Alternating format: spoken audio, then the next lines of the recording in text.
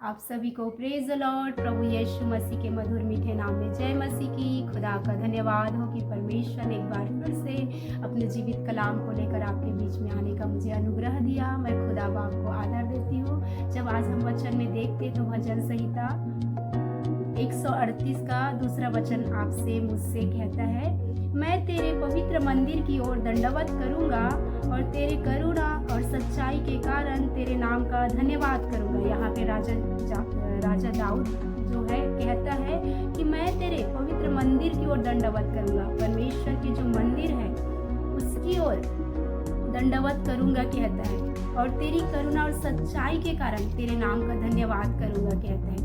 राजा दाऊद जो है परमेश्वर के भवन का अभिलाषी था। परमेश्वर के भवन में हर समय परमेश्वर की स्तुति करने के लिए, आराधना करने के लिए उनका मन हमेशा ललायित रहता था। और यहाँ पे इसी वचन को कहता है कि मैं तेरे पवित्र मंदिर की ओर दंडवत करूंगा। आज आपको और मुझको राजा दाऊद के समान हमारा भी जीवन होना चाहिए। हमें भी परमेश्वर के भवन के में जाकर परमेश्वर की उपासना करने के लिए हमेशा हमारे हृदय में वो इच्छा रहना चाहिए राजा दाऊद के समान, कि हम भी परमेश्वर के मंदिर में जाकर परमेश्वर की उपासना कर सके, परमेश्वर को दंडवत कर सके। आपकी मेरी इच्छा ऐसी होनी चाहिए। और आगे जब देखते तो कहते हैं वचन, और तेरी करुणा और सच्चाई के कारण तेरे नाम का धन्यवाद करूँगा। यहाँ पे राजा दाऊद परमेश्वर की जो करुणा है, जो दया है, उसके कारण परमेश्वर और उसकी जो भलाई है उसके कारण मैं तेरा धन्यवाद करूंगा कहता है। तो राजा दाऊद ने अपने जीवन में परमेश्वर की बहुत सारी भलाई को देखा, बहुत सारे करुणा, बहुत कृपा के कामों को परमेश्वर के राजा दाऊद ने अपने जीवन काल में देखा, अपने राज्य में देखा, अपने परिवार में देखा। तो इसीलिए राजा दाऊद यहाँ पे कहता है कि मैं तेरी करुणा और सच्चाई के कारण तेरा धन्यवाद करूंगा। तो आपको मुझको भी चाहिए कि हम भी राजा दाऊद के समान परमेश्वर से प्रेम करें। प्रेम करने वाला हृदय आपके और मेरे अंदर हो। राजा दाऊद ने जैसे परमेश्वर से प्रेम रखा और बहुत आशीषित हुआ, वैसे हमें और आपको चाहिए। परमेश्वर हमें चाहे कुछ दे ना दे, लेकिन हम भी राजा दाऊद के समान ये कह सके कि हम धन्यवाद कर सके परमेश्वर को। राजा दाऊद जब बुरी अवस्था में भी था तब भी उसने परमेश्वर को धन्यवाद करना छोड़ा नहीं। वैसे आपका और मेरा जीवन होना चाहिए कि हर समय हम खुदा को उसकी भलाइयों के लिए, उनके उपकारों के लिए, जो आज आपके और मेरे जीवन में हमारे खुदा ने जो भलाई के कामों को किया है, जो उपकारों को किया है, उन कामों के लिए सदा परमेश्वर को हम धन्यवाद करने वाले हो सके। ऐसा आपका और मेरा जीवन होना चाहिए, क्योंकि धन्यवाद का बलिदान चढ़ाने वाला परमेश्वर की महिमा करता है। परमेश्वर को धन्यवाद, मसीह यीशु में धन्यवाद ही परमेश्वर को प्रसन्न आता है, क्योंकि सब कुछ, जो कुछ आज हमारे जीवन में सब कुछ परमेश्वर का दिया हुआ है। तो आपको और मुझको चाहिए कि राजा दाऊद के समान हर घड़ी, हर समय हम परमेश्वर की स्तुति करें, हर समय धन्यवाद करें। ऐसा हमारा जीवन होना चाहिए। धन्यवादी रुपये भेड़ से हम अपने जीवन को लेकर परमेश्वर के सम्मुख जा सके और हमारे हृदय से उसे दिल से शुक्रिया अदा कर सके। ऐसा हमारा जीवन होना चाहिए। आगे जब देखते हैं, क्योंकि तूने अपने वचन को अपने बड़े नाम से अधिक महत्व दिया। यहाँ पे परमेश्वर जो है अपने वचन को अपने बड़े नाम से भी ज़्यादा महत्व दिया है, क्योंकि आदि में वचन था, वचन परमेश्वर के साथ था और वचन ही परमेश्वर है।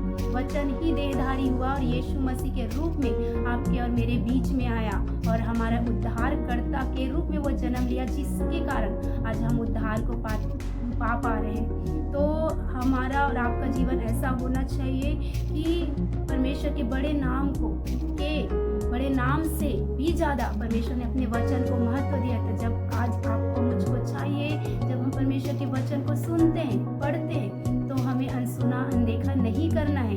हम परमेश्वर को देख रहे हैं, परमेश्वर को सुन रहे हैं, परमेश्वर को पढ़ रहे हैं, ऐसा सोच के हम अपने जीवित खुदा से बात कर रहे हैं, जीवित खुदा हमसे बात कर रहे हैं। ऐसा करके हमें परमेश्वर के वचन को महत्व देना है, ग्रहण करना है मेरे प्रियो, क्योंकि वचन ही परमेश्वर है।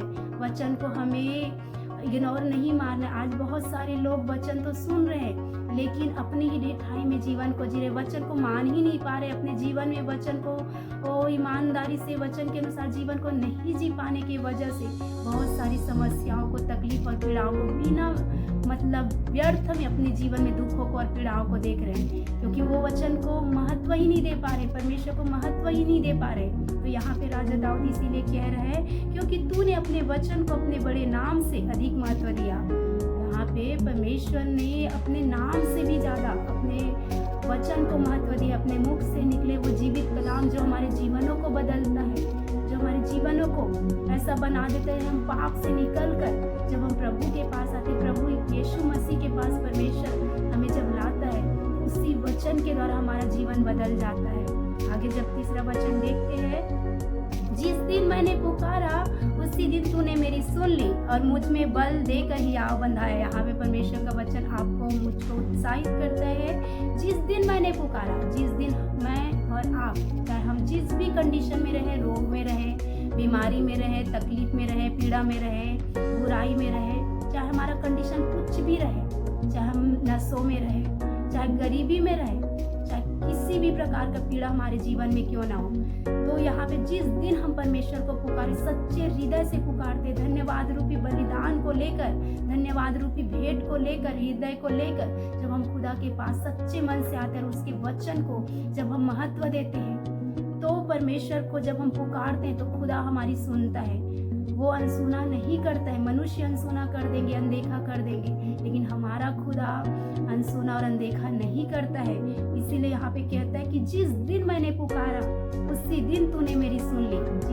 जिस दिन हम परमेश्वर को सच्चे हृदय से पुकारते हैं, आज हम मनुष्यों को अपनी तकलीफ बताते, पीड़ा बताते, लेकिन क्या वो हमारी तकलीफ पीड़ा को का हल निकाल सकते? क्या? बिल्कुल नहीं निकाल सकते। तो आज हमारी जो तकलीफ है, समस्या है, पीड़ा है, जो बातें हैं, जो जिन हालातों से हम गुजर रहे हो, उन बातों को हमारे खुदा के चरणों में रखना है, हमें पुकारना है, धारा के समान अपने मन की बातों को अपने परमेश्वर के सम्मुख उंडेल देना है और सिर्फ विश्वास करना कि मैंने अपनी सारी बातों को अपने परमेश्वर के सम्मुख रख दिया है और मेरा परमेश्वर सुनकर आंसर देने वाला परमेश्वर है, निराश नहीं करता है। तो हमें विश्वास करना है। तो हमारा परमेश्वर उसी दिन तूने मेरी सुनी, उसी समय जब हम पुकारते हमारा खुदा सुन लेता है, क्योंकि वो हमारे हृदयों में राज्य करता है। वो हमेशा, हम भले उसको नहीं देख पाते लेकिन हर घड़ी हमारे आस और पास रहता है। तो हमारा परमेश्वर में सुनकर तुरंत ही हमारा आंसर को दे देता है,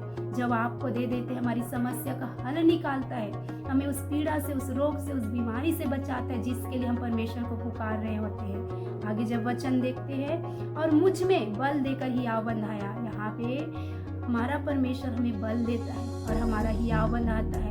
उन समस्याओं में होकर, उन पीड़ाओं में होकर हमारा बल घट जा रहता है। हम बहुत तकलीफ और पीड़ा में होकर अपनी शांति को खो बैठते हैं, हमारा आनंद छीन जाता है, हमारे मनों में बहुत सारी चिंताएं, डिप्रेशन जैसी परिस्थितियां बन जाती। तो ऐसे समय में हमारा परमेश्वर सुनता है और उसी समय सुनता है, दूसरों के समान, मनुष्यों के समान नहीं है।